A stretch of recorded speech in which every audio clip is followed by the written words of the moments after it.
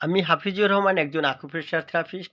আমি হাতিরঝিল দিয়ে হেঁটে একদিন রামপুরের দিকে যাচ্ছিলাম। পথিমধ্যে দেখি দুজন মা-বাবা তার মেয়েকে হাত ধরে নিয়ে যাচ্ছে। আমি এগিয়ে যেয়ে জিজ্ঞাসা করলাম, "আপনার মেয়ের কী হয়েছে?"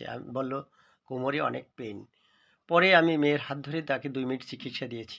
আমরা তার মুখ থেকে শুনি মেয়েটি কী বলে তার এই রোগ সম্পর্কে। কালকে হচ্ছে আমি সারা রাত ঘুমাইতে পারিনি, মানে অনেক ব্যথা ছিল, এমনকি ওয়াশরুমে পর্যন্ত যেতে পারিনি।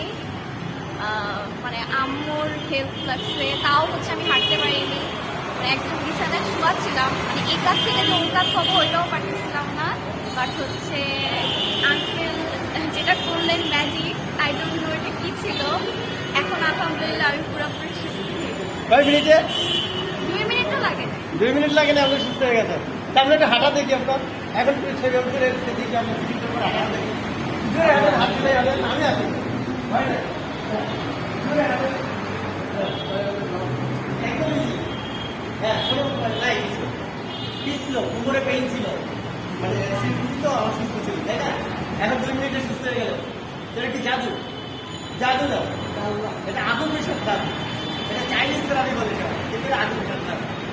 এটা হাত ধরলে যে কোনো রোগী হবে, যে কোনো ঠিক আছে। তাহলে আমাকে একটু ধন্যবাদ দিয়ে দেন। এমনও হইতে পারে যে আমার